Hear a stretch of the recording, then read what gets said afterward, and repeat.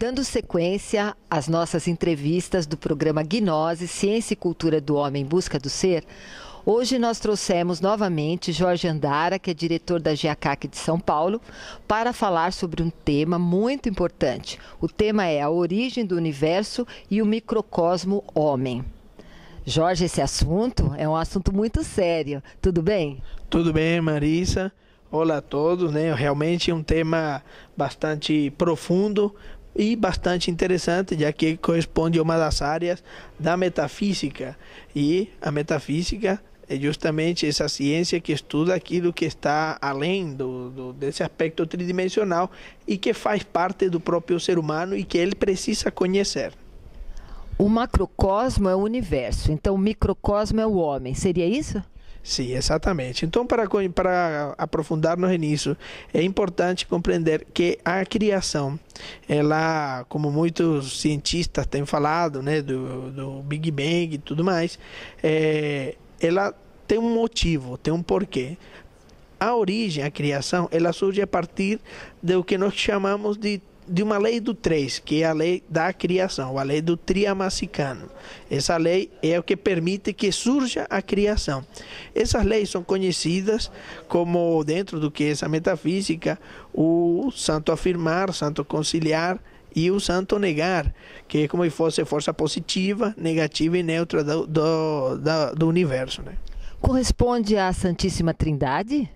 Exatamente, nós conhecemos já desde o aspecto, vamos dizer assim, religioso, como essas três forças, mas antropologicamente todas as culturas já citavam essas leis, já que, por exemplo, nós conhecemos como Pai, Filho e Espírito Santo, mas, por exemplo, na cultura egípcia, Osíris, Isis, Horus, na cultura no hinduísmo, Parvati, Sarasvati, Lakshmi, e são sempre todas citadas em diversas culturas, que se referem a essas três forças da criação. Então, o que acontece? A criação surge a partir disso, dessas três forças, Pai, Filho e Espírito Santo. Começa a criação do universo, planetas, sistemas, sóis, e, logicamente, nosso planeta Terra, com sua vegetação, com seus animais, com seus minerais, e o ser humano em especial como representação desse cosmos, porém em miniatura, por isso que falamos disso, microcosmos homem. Então essa lei do 3 começa essa criação, surge a vida, começa a vida e entra em ação uma outra lei chamada a lei do 7, a lei da organização, ou a lei do Heptaparaparshinok, que é o nome sânscrito que se lhe dá a essa lei, e que começa a organizar tudo o criado, já que toda criação precisa de uma organização. Deixa eu entender direitinho. Eu entendi da seguinte forma, que primeiro são 3 as leis, e depois vem 7 da organização. Seria isso?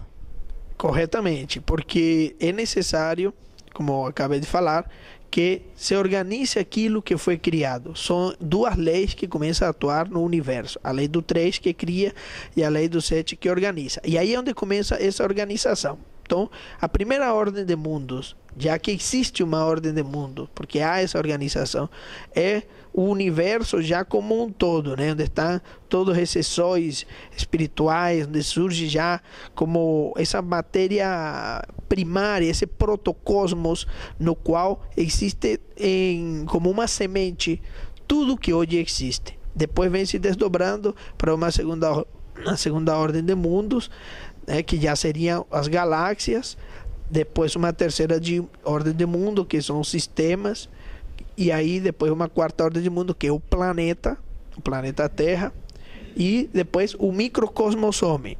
Aí no microcosmos homem já impera o que é o reino mineral, vegetal, animal e logicamente o humano, já que o humano precisa desses reinos para poder se desenvolver, assim como o universo precisa dos planetas, dos sistemas para que haja esse desenvolvimento harmonioso, o homem também precisa desses outros reinos. Eu entendi que o macrocosmo desce e aqui na Terra se manifesta no homem. Seria um desdobramento de um universo? Dentro de nós há um universo? Positivo.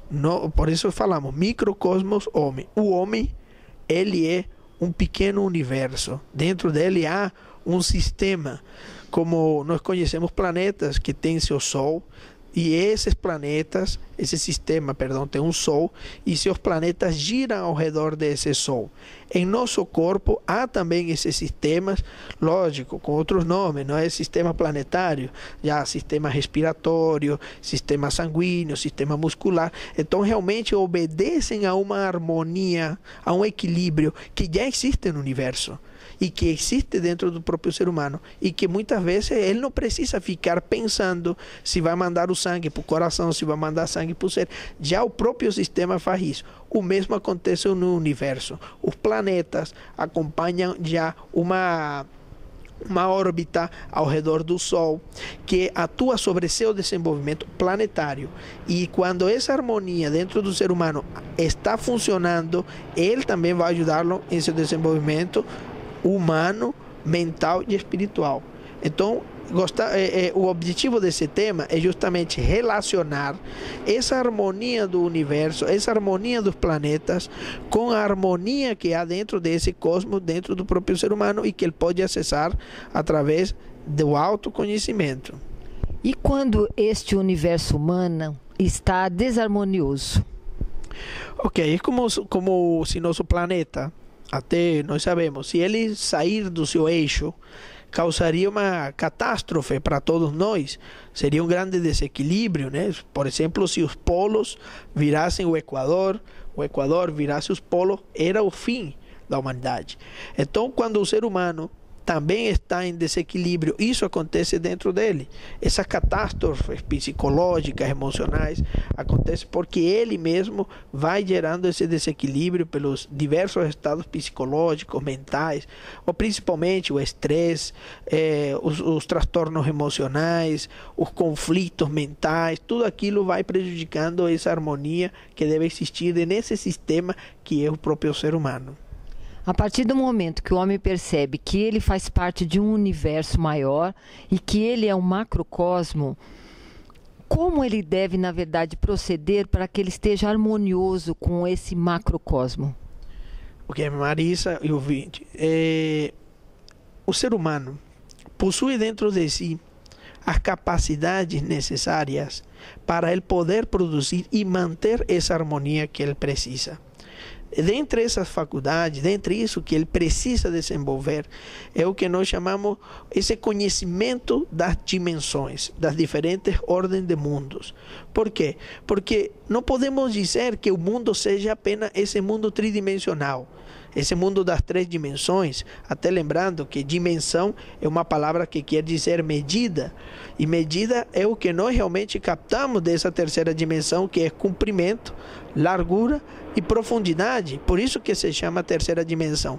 Porém, isso não é apenas, vamos dizer assim, o todo. Há mais. Há uma quarta dimensão, uma quinta dimensão, sexta dimensão, na qual esses universos que nós acabamos de citar se sustenta a sua harmonia.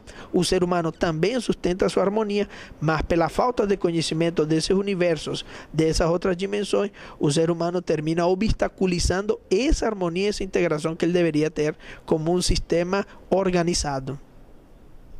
Dentro do curso de Gnoses, nós obtemos essas informações, esses ensinamentos a respeito do macrocosmo, microcosmo e de como devemos proceder para que isso tenha uma harmonia? Sim, claro. Principalmente em nossos cursos, são entregues técnicas para que o ser humano possa desenvolver aquilo que se chama o astral. O astral, ou o corpo astral, é uma capacidade que o ser humano tem dentro de si, que lhe permite integrar-se com esses diversos desdobramentos da natureza, com essas diversas dimensões da natureza, e que logicamente hoje não podemos dizer que o ser humano não tenha o astral, tem, mas é uma fração bem pequena, e essas experiências astrais são aquelas que nós temos durante os sonhos. Os sonhos é um portal que nós temos para o astral, mas lamentavelmente ele é limitado. Ele é limitado porque o ser humano está em desequilíbrio, não está em harmonia. Portanto, eu agradeço a você por sua presença aqui no nosso programa e convidando para que você venha falar sobre outros temas, porque esses temas são importantíssimos para todo aquele que procura a verdade, que procura gnoses dentro de si. Obrigada e espero que vocês nos acompanhem em novos programas. Até lá!